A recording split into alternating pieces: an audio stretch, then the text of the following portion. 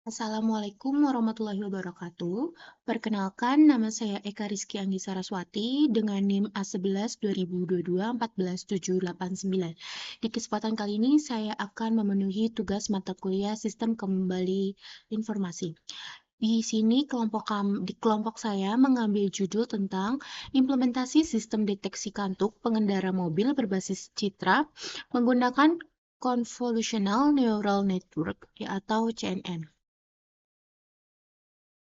Baik, langsung masuk ke dalam proses codingnya. Di sini tuh kita import library ada OS, util, random, RE, dan dari from scallion.model_selection. Itu artinya OS ini itu operating system interface, di mana modul OS ini menyediakan fungsi untuk berinteraksi dengan sistem operasi, digunakan untuk menangani direktori, path file, dan operasi terkait file sistem lainnya. Dan lanjut ada shutil atau shell utilities.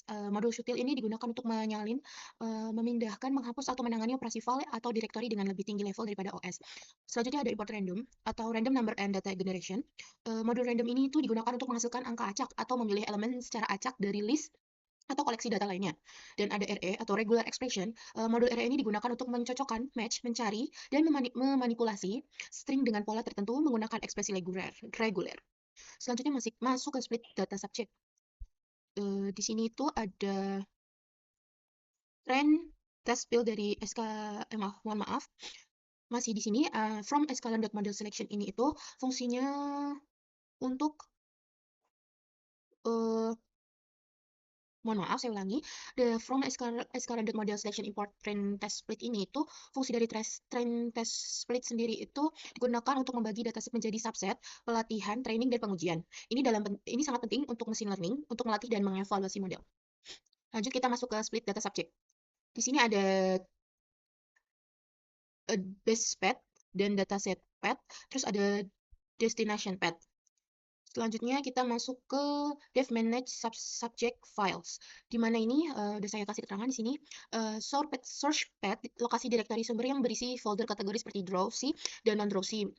Destination underscore path lokasi direktori tujuan di mana file akan dipindahkan dan diorganisir.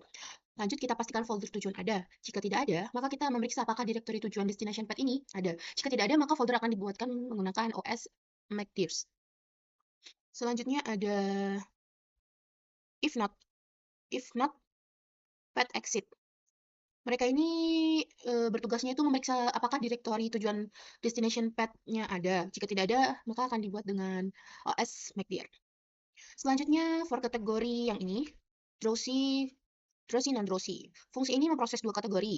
Lanjut ada kategori path, itu jalur folder sumber untuk setiap kategori. Lanjut ada kategori destination, itu jalur folder yang tujuannya untuk setiap kategori. Terus jika ada folder kategori belum ada di tujuan, maka folder tersebut akan dibuat di ini, kategori destination ini. Selanjutnya ada for file name in ini, itu mengintegrasikan setiap file dalam folder kategori, browsing maupun non-browsing. Lanjut itu memeriksa apakah file tersebut memiliki ekstensi gambar PNG, JPG, atau JPEG. Selanjutnya ada subject folder, di mana ada file name null.lower. Ini itu mengambil karakter pertama dari nama file, misalnya A123 dan sebagainya. Terus ada subject folder, itu nama folder subject yang dibuat berdasarkan karakter pertama dari nama file. Terus ada subject path ini, itu jalur folder tujuannya untuk subject tersebut. Terus ada if not os.path.exit ini itu jika folder subject path itu belum ada maka akan dibuat gitu. Terus selanjutnya ada src file ini tuh jalur file asli di folder sumber. Lanjut ada dst underscore file ini, yang ini, itu jalur file di folder tujuan, di dalam folder kategori dan subjek yang sesuai. Terus ada shuttle.move, ini memindahkan file dari lokasi sumber ke lokasi tujuan. Terus di sini ada jalankan fungsi dari manage subject file, dataset path, dan destination path yang di sebelumnya di sini itu akan dijalankan di sini. Dan print split dataset subject ini kalau misalkan sudah dibuat itu akan menampilkan split dataset subject selesai. Seperti ini ada keterangannya. Lanjut, masuk ke split subject set. Di sini tuh kita kayak masukin path asal dan tujuannya. Di sini ada konten, drive ini path asalnya gitu. Terus pokoknya sudah diolah. Lanjut ke Oke, selanjutnya itu kita gunakan split subject in Z ini untuk apa namanya, dan Z underscore pet ini itu untuk memisahkan file ke folder berdasarkan prefix nama file. Setelah dipisahkan, lalu kita cek nih apakah folder Z ada dengan cara if not ospet.exit dalam kurung Z underscore pet ini. Kalau misalkan filenya ditemukan, itu nanti ada tulisan file ditemukan. Kalau tidak ada, maka folder tidak ditemukan.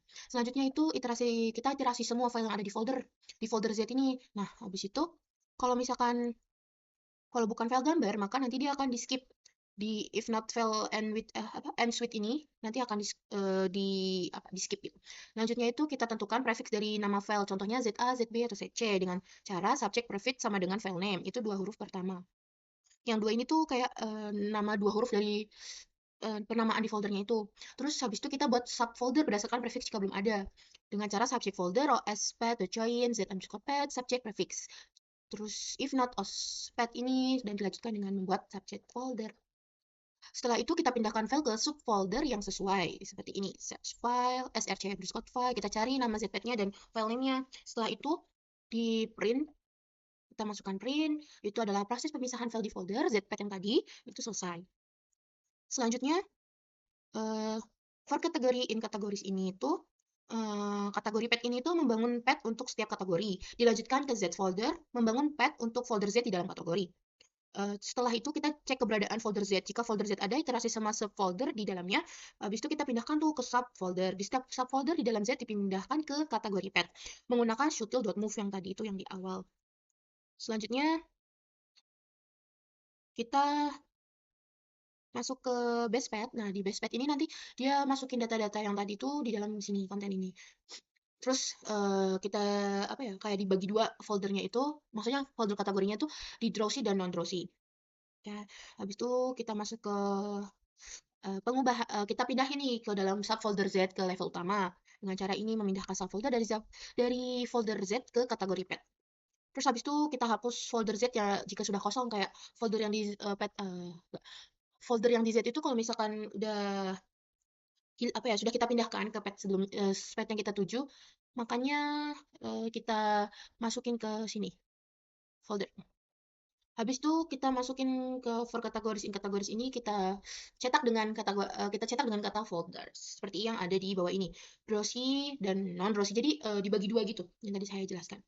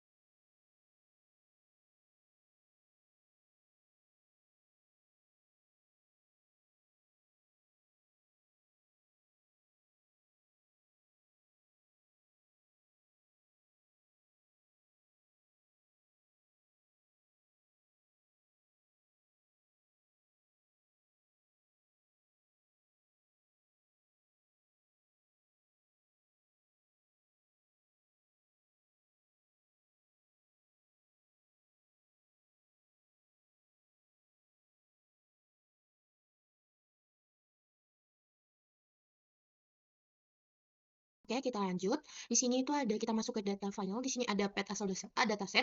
Base pet ini lokasi dasar dataset di Google Drive. Lanjut ke dataset subject pet itu lokasi dataset awal yang berisikan kategori yang ini. Dan final pet salah. Yang dataset final ini itu lokasi untuk dataset yang sudah dibagi kayak train, file, dan test. Di sini dataset train, pet, file, pet, test, pet itu folder spesifik untuk subset dataset. Lanjut, kita ke sini. Fungsi untuk memastikan folder ada itu dengan def ensure folder exit if not ospet ini itu memastikan folder yang dituju ada. Jika tidak ada, maka folder akan dibuat menggunakan yang os make yang tadi itu. Lanjut, kita masuk ke fungsi untuk membagi dataset training. Ini itu pastikan folder ada, kayak fungsi ensure folder exit, memastikan folder train, file, dan test ada. Terus iterasi setiap subjek, setiap subfolder subjek dalam kategori Drosi atau non-Drosi diolah satu persatu.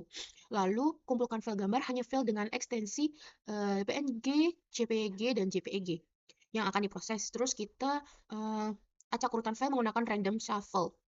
Random shuffle files ini untuk memastikan distribusi acak. Terus tentukan jumlah file berdasarkan rasio yang ditentukan 70% misalkan. Mana ya?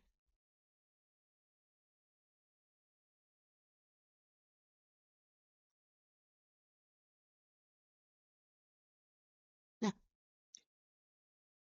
70%. Nah, habis itu kita tentukan jumlah file berdasarkan rasio yang ditentukan.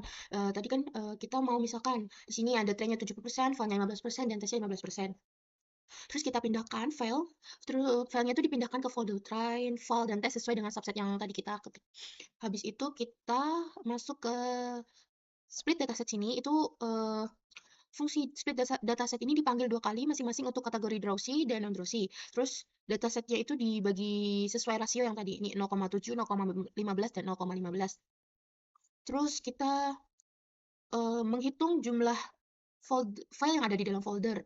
Jadi itu di bagian sini, itu iterasi setiap folder subjek dalam kategori, terus kita menghitung jumlah file gambar dalam setiap subfolder, terus menampilkan jumlah file per subfolder dan total file di kategori tersebut. Habis itu kita cetak file untuk kategori Drowsy dan non-Drowsy pada train file dan test. Jadi untuk setiap subset train file test, fungsi count files in folder ini, count file in folder itu dipanggil untuk menghitung file dalam kategori Drowsy dan non-Drowsy. Jadi setiap dataset yang sudah kita bagi kayak train file test gitu nanti kayak dibagi seperti ini. Ini ada total Drowsy filenya ada 15.655 file seperti itu. Ini seperti ini. Katanya nanti kayak udah dibagi-bagi gitu. Lanjut, setelah kita mempersiapkan dataset, selanjutnya kita mulai masuk ke codingan ke deteksi wajah. Di sini itu kita menginstal MTCNN. Apa sih MTCNN itu? MTCNN itu adalah Multitask Cascaded Convolutional Neural Network. Itu adalah algoritma berbasis deep learning yang digunakan untuk mendeteksi wajah, face detection, dan mendeteksi fitur wajah penting, seperti mata, hidung, mulut, dalam suatu gambar atau video. Jadi komponen utama dari MTCNN itu ada PNet, Proposal Network, ada MNet, Refinement Network, ada ONNet, Output Network. Jadi proses kerja MTCNN itu nanti ada kita input gambar atau input video, terus nanti ada proposal bounding box, selanjutnya kita refinement, terus ada output and landmark detection-nya ada ONNet, itu kotak pembatas yang berisi dan titik-titik landmark yang dihasilkan, ada final output. Di mana final output ini ada gambar keluaran dengan wajah yang terdeteksi dan titik-titik landmark.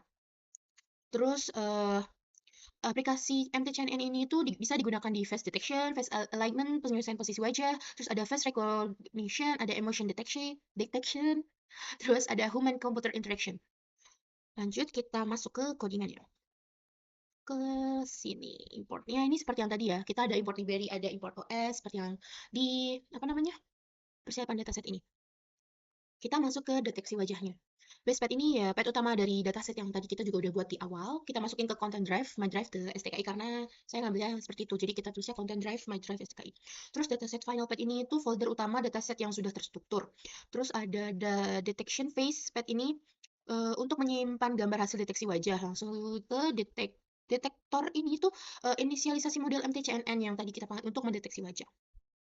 Terus di sini itu ada ensure folder exit ini memastikan folder tujuan ada. Jika belum ada kayak nanti dibuat lagi gitu. Terus ada detect and save face ini yang dev ini itu ya yang ini itu fungsi utamanya untuk mendeteksi wajah dan menyimpan hasilnya. Ada inputan source folder. Ini source folder, destination folder, dan kategori. Terus itu tuh prosesnya nanti ada loop melalui semua subjek, terus loop setiap gambar dalam subjek, terus gambarnya itu dibuka menggunakan pillow dan diubah ke format array menggunakan numpy. Terus MTCNN itu nanti prosesnya mendeteksi wajah, jika wajah terdeteksi, maka gambar akan disimpan ke folder tujuan. Terus ditambahkan ke file yang berhasil terdeteksi. Jika tidak terdeteksi atau tercatat gagal, maka itu dicatatnya sebagai gambar yang gagal dideteksi. Habis itu kita lanjut ke proses deteksi gambarnya. Oke, kita masuk ke pastikan folder detect face itu ada. Habis itu kita masuk ke kategori yang ini, drowsy, non-drowsy itu di loop, pokoknya nanti di dalam sini kayak di loop, terus kita nanti apa ya namanya, diolah untuk menemukan path folder, sumber, dan tujuan untuk setiap kategori, dan memanggil fungsi detected file path and all. Habis itu kita coding dengan memanggil fungsinya dengan detect and save face seperti itu. Nah, ini nih seperti ini. Nanti hasilnya outputnya akan kayak gini. Dengan print seperti ini. Terus nanti di sini akan keluar laporan deteksi wajah berjumlah seperti itu. Jumlah file terdeteksi ada berapa, jumlah file tidak terdeteksi ada berapa. Oke, lanjut. Habis itu kita visualisasi untuk membandingkan gambar asli dan gambar yang sudah dideteksi dengan cara seperti ini. Ya, habis itu kita pilih gambar acak dari kategori drowsy, dan non-drowsy untuk visualisasi. If detect yang ini, nah bagian coding ini tuh menampilkan gambar asli dan mengambilkan hasil data deteksi untuk diperbandingkan. Dipilih secara acak ya yang tadi itu. Ini juga yang non-drowsy. Nah, seperti ini guys. Drowsy, non-drowsy. Oke, selanjutnya kita masuk ke codingan. Selanjutnya kita masuk ke ekstraksi strain yang tadi itu. Dengan kita harus install Deep Face-nya dulu. Nah, Deep Face itu adalah framework open source untuk analisis wajah yang mendukung berbagai tugas seperti pengenalan wajah, deteksi wajah, verifikasi wajah, atribut wajah, dan lainnya. Framework ini dikembangkan menggunakan Python dan dan memanfaatkan modeling deep learning untuk memproses gambar wajah. Setelah itu kita masuk ke dalam ya import library. Tentu saja kita kalau setiap buat file baru atau kayak kayak di collab tuh kayak not open new baru, pokoknya kayak new file gitu, kita tuh harus ada importnya ini dulu. Setelah itu kita masuk ke pet ini. Nah, pet dataset ini tuh adalah pet ke dataset wajah yang telah diproses dan terdeteksi. Dataset ini diasumsikan memiliki struktur seperti base yang kayak ini. Lanjut kita ada ke pet output. Pet output ini itu lokasi untuk menyimpan hasil ekstraksi fitur dalam formal.pkl. Lanjutnya ada kita pastikan tuh folder outputnya ada. Terus makanya kita panggil as make this pet output exit okay true. Selanjutnya ada model FGG face. Model name itu menggunakan arsitektur FGG face untuk mengekstraksi fitur wajah. Oke, lanjut.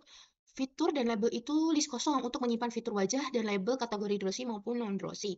Terus ada iterasi kategori. Ini kategori itu dataset di loop berdasarkan dua kategori, drowsy dan non-drowsy. Terus ada subfolder ini itu di dalam setiap kategori program membaca semua subfolder. Terus kita ekstraksi fitur nih menggunakan deep space represent untuk mendapatkan embedding fitur numerik wajah. Jika berhasil, fitur disimpan di fitur dan kategori disimpan di label. Seperti itu. Kita masuk kalau misalkan ada error, nanti itu kayak apa namanya, gambarnya tuh nggak bisa diproses, jadi error ditangani dan dicetak seperti itu. Selanjutnya ada kita ekstraksi fiturnya dengan print memulai ekstraksi fitur. Terus habis itu simpan hasil ekstraksi ke dalam file pickle. Pickledam ini tuh ini loh, pickledam ini tuh fungsinya itu menyimpan fitur dan label dalam bentuk file PKL. Kayak ini yang fitur FGG face .pkl ini loh. Lalu keuntungannya ini file PKL dapat dimuat ulang dengan cepat tanpa perlu melakukan ekstraksi ulang. Nah, seperti ini hasilnya itu nanti kayak gini. Nah, ini nanti kayak udah dipisah-pisahin gitu loh file-filenya dalam bentuk file pickle. Terus kita visualisasikan dengan TSNE.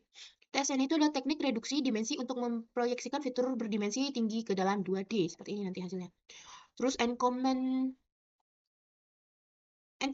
komponen 2 ini itu reduksi kedua dimensi untuk visualis scatterplot, dan random state ini itu untuk memastikan hasil yang konsisten. Seperti itu. Terus ada visualisasi scatterplot ini tuh caranya itu loop berdasarkan kategori, terus nanti tuh mau difilter data berdasarkan label Drossy maupun non-drossy. Habis itu scatter plot, setiap titik-titik pada grafik mewakili gambar wajah warna berbeda digunakan untuk kategori yang berbeda. Seperti ini nanti hasilnya. Terus PLT title, PLT X label, PLT Legend, enggak. PLT Title, X Label, Y Label ini tuh memberikan judul dan label sumbu, dan PLT Legend ini ya tuh menambahkan legenda untuk membedakan kategori. Seperti itu. Ini kan ada nih kategori Drossy, non-Drossy. Oke, lanjut. Di sini kita tadi kan juga sudah menginstal Deep Space ya, yang di atas ini. Bukan Deep Space. Deep Face. Tadi di sini kita sudah menginstal apa namanya? Ini di atas ini. Deep Face. Itu kita install juga di sini. Nah, habis itu kita panggil import, selalu kita import Berry. Sama, kita pilih path dataset dan hasil ekstraksi, terus kita pastikan folder output ada, terus kita masuk ke inisialisasi model, FGG Face. Nah, tadi saya belum memaparkan FGG Face itu apa. Jadi tadi saya juga sudah baca-baca, FGG Face itu sebuah model deep learning yang dirancang khusus untuk tugas pengenalan wajah dan analisis wajah. Model ini dikembangkan oleh kelompok penelitian Visual Geometry Group atau FGG dari Universitas Oxford. FGG Face dilatih menggunakan dataset besar berisi gambar wajah manusia dan dapat digunakan untuk memahami pola unik pada wajah seperti struktur wajah, ekspresi, dan ciri-ciri yang lainnya. Jadi kayak buat mendeteksi yang kayak ada ini apa tai lalat atau ada jerawat atau ada bolpen seperti itu. Habis itu kita masuk ke ini enggak. Jadi kita masuk ke inisiasi model terlebih dahulu. Kita bangun dulu modelnya, habis itu kita masuk ke fungsi untuk ekstraksi menggunakan deep face. Dengan cara ini pad output-nya itu mana ya? Pad output itu nanti tuh fungsinya tuh lokasi untuk menyimpan hasil ekstraksi view dalam format PKL, dan OS Magnitude itu membuat folder output jika belum ada.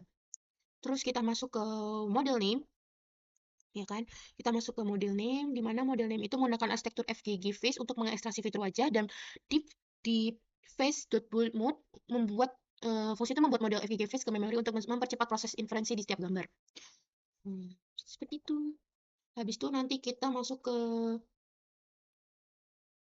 ekstraksi fitur, di mana di sini ada deep space apa namanya represent, di dalamnya ada img underscore pet, itu pet ke gambar yang akan dianalisis, terus ada model name, itu model FGG face digunakan untuk ekstraksi fitur, dan enforce detection sama dengan false ini tuh jika tidak ada wajah terdeteksi, program tetap berjalan tanpa error. Terus habis itu kita simpan fitur ke file pickle. Nah, pickle dam ini itu menyimpan fitur underscore test dan label dalam format PKL. Terus keuntungannya itu memungkinkan kita untuk membuat data fitur di masa depan tanpa perlu melakukan ekstraksi ulang. Nah, ini kayak gini. Habis itu kita memvisualisasikan menggunakan TSNA seperti yang saya jelaskan tadi di codingan yang ketiga berarti ya, codingan sebelumnya. Nanti dia akan memunculkan data seperti ini. Oke, selanjutnya kita masuk ke ekstraksi file, di mana kita kayak akan mengekstrak data yang ada di dalam folder file gitu. Kita pertama kita harus upgrade device-nya dulu sama TensorFlow-nya, kita upgrade biar biar lebih baik lagi gitu. Terus kita masuk ke biasa kita import, setiap melakukan itu kita harus import dulu. Terus di sini ada pet datasetnya ini itu biasa pet file itu digunakan pengertian dari pet file itu kayak lokasi dataset validasi yang akan digunakan untuk ekstraksi fitur dataset di organisasi dalam folder berdasarkan kategori, misalnya Drossy dan non Drossy. Terus ada pet output, ini tuh lokasi untuk menyimpan hasil ekstraksi fitur, dan OS ini tuh OS yang ini ya yang ini itu membuat folder outputnya setelah belum ada itu. Terus kita masuk ke inisialisasi model. Menggunakan nama model FGG Face, terus kita kayak memastikan model jadi kita kayak harus memastikan dulu nih model yang diinisialisasikan sebelum digunakan gitu. Terus ada fungsi ekstraksi fitur. Nah, di sini iterasi melakukan dataset dalam folder file yang memiliki dua kategori utama, yaitu Drossy dan non-Drossy. Jadi untuk setiap file gambar dalam kategori menggunakan deep face atau represent untuk menghasilkan embedding fitur wajah dalam bentuk vektor. Terus menyimpan hasil embedding ke dalam array fitur dan label kategori ke dalam array. Yang ini ya, try, expect, yang mana ya? Try, ya yang ini. Apa yang gagal? Yang ini nih. Expect, expression, yang ini. Apa yang gagal itu jika yang ini nih. Yang ini itu jika ada file yang tidak dapat diproses, kayak rusak filenya atau kesalahan ditangkap dan ditampilkan tanpa menghentikan eksekusi. Jadi nanti kayak ada pengertiannya gitu, ini filenya nggak rusak atau apa. Terus kita menyimpan hasil ekstraksi di output file ini. Nah, jadi hasil ekstraksi fitur itu disimpan ke file. yang .pkl itu, file ini nanti dapat digunakan untuk pelatihan atau analisis lebih lanjut tanpa perlu melakukan ekstraksi. Jadi nanti hasilnya seperti ini. Ya, kurang lebih seperti ini. Lanjut ke visualisasi menggunakan TSNE. Jadi kayak kami tuh menggunakan TSNE itu biar ada memunculkan ininya visualisasi grafiknya. Kayak membedakan yang durasi mana, yang non durasi mana, seperti itu. Jadi TSN ini itu algoritma reduksi dimensi untuk memvisualisasikan data berdimensi tinggi ke dua dimensi. Data yang embedding yang berdimensi tinggi fitur full dikonversi ke dua dimensi fitur 2D untuk plotting. Jadi nanti itu datanya copy ini ya. Oke. Jadi PLT Sketcher ini itu yang bagian ini apel 7 ini tuh menampilkan data itu nanti dikelompokin tuh ke dalam drusi dan non drusi dan diberikan beda warna.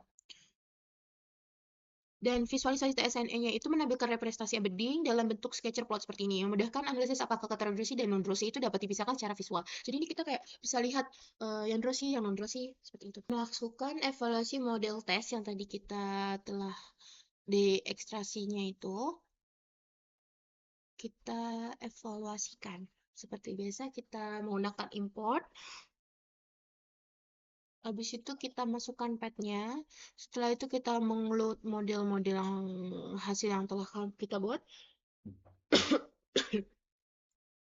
Terus load test feature ini itu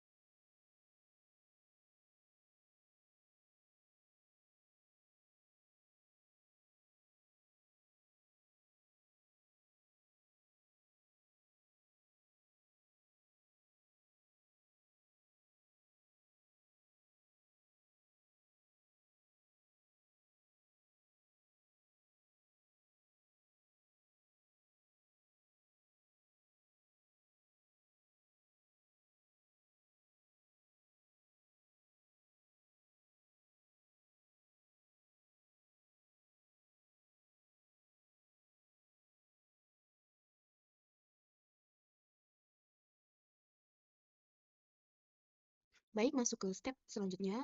Itu kita import library.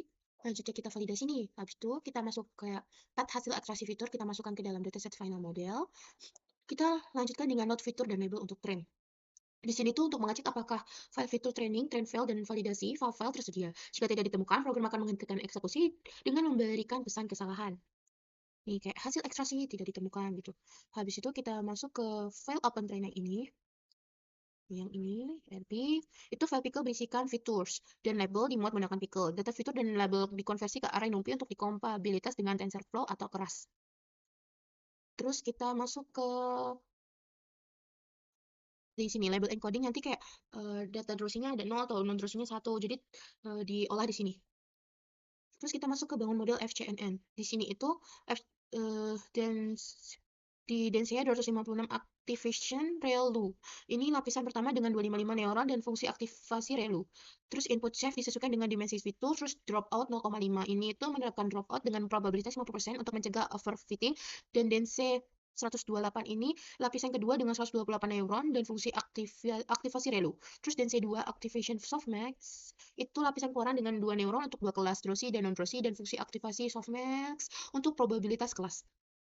Terus kita lanjut ke model compile ini tuh Optimizer Adam digunakan untuk mempercepat Adam ini mempercepat proses pelatihan dengan adaptasi learning rate, terus loss kategori cross trophy ini tuh digunakan karena label dikategorikan sebagai one hot encoding, terus matrix mengukur akurasi selama pelatihan. Terus kita melatih model. Data training, data train fitur itu data fitur dari set training, terus train labels kategori K itu yang ini itu label dalam format one hot encoding, terus ada data validasi, file file fitur ini data fitur validasi dan file label kategori ini untuk format one hot encoding. Terus ada hypermeter, hmm, hypermeter dengan epochnya 20 literasi pelatihan, terus batch size-nya ukuran 32, yang ini 32 yaitu jumlah sampel yang diproses dalam sekali iterasi. Nanti akan terus apa namanya kita masuk ke dalam nanti modelnya tuh di save dengan format FCN model H5 ini. Nanti hasilnya akan keluar seperti ini. Terus ya, yang tadi kita simpan ini tuh model yang telah dilatih tuh kayak telah diolah ini tuh nanti masuk ke FCNN model H5 untuk penggunaan di masa mendatang kayak nggak perlu di testing ulang lagi. Terus habis itu kita evaluasi model nih untuk menentukan prediksi apakah probabilitas kelas dihitung untuk setiap sampel validasi dan MP Argmax ini tuh digunakan untuk memilih kelas dengan probabilitas tertinggi. Terus classification report itu menampilkan matriks evaluasi secara precision, recall, F1 score, dan support yang ini masing-masing untuk masing-masing kelas dan label encoded itu adalah label asli yang di-encode sebagai angka, terus ada prediction labels, label yang diprediksi oleh model. Jadi akan nanti setelah didata dan diolah nanti akan menghasilkan seperti ini. Selanjutnya kita akan masuk ke demonstrasi penggunaan aplikasinya. Baik, kita masuk ke aplikasinya. Jadi kami mendeploynya itu menggunakan Streamlit. Jadi begini adalah hasilnya. Jadi pertama itu kita bisa pilih di sini ada kita mulai dari menu dulu. Di sini ada home, terus Sinus detection dan about. Saya akan menjelaskan bagian home terlebih dahulu. Di sini tuh kita bisa pilih penjelasan. Jadi aplikasi ini tuh didedikasikan untuk mendeteksi kantuk ketika berkendara.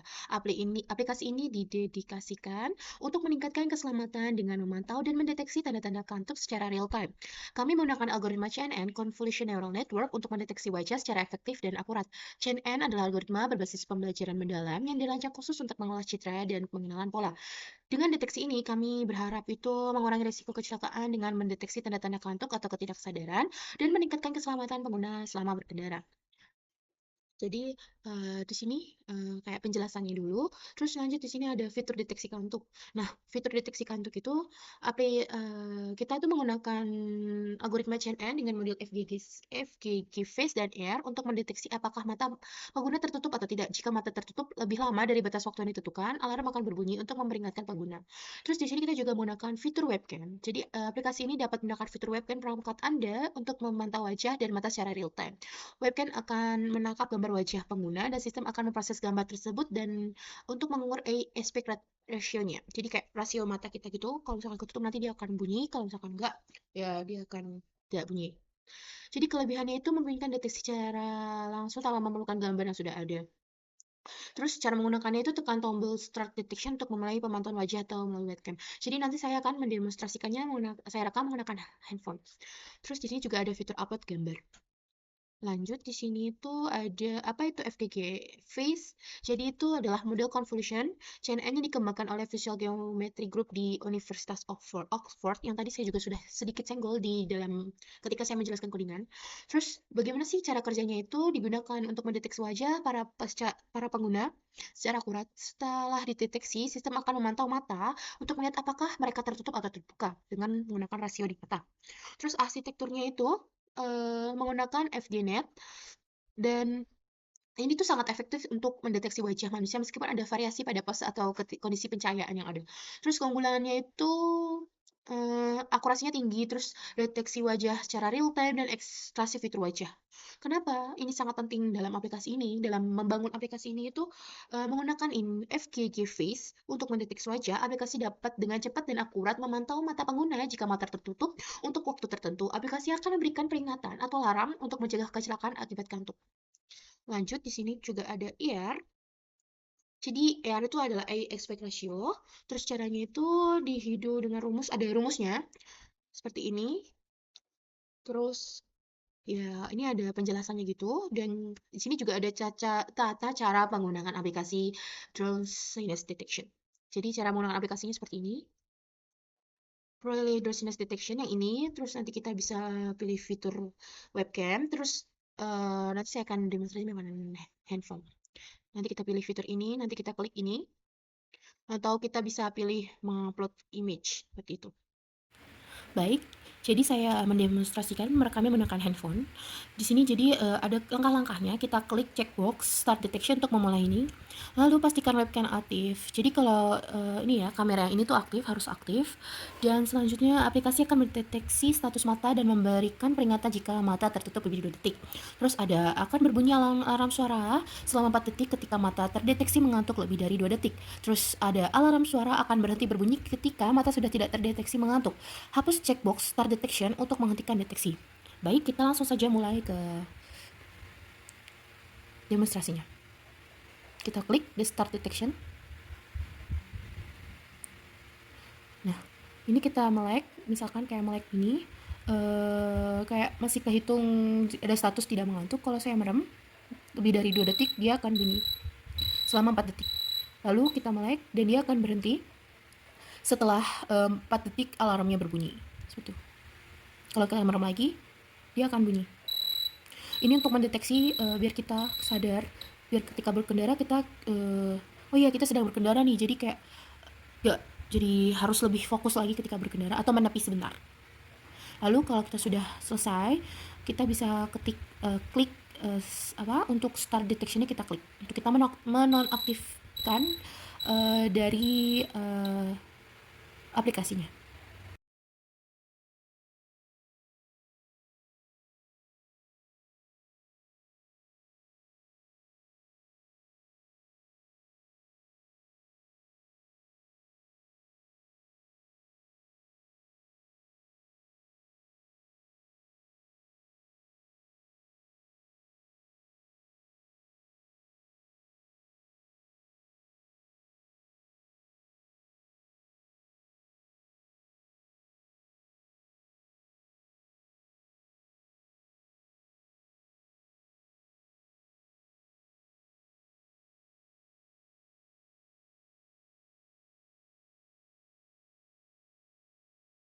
Sekian, terima kasih atas perhatiannya. Mohon maaf bila ada kata-kata yang salah saat saya ucapkan.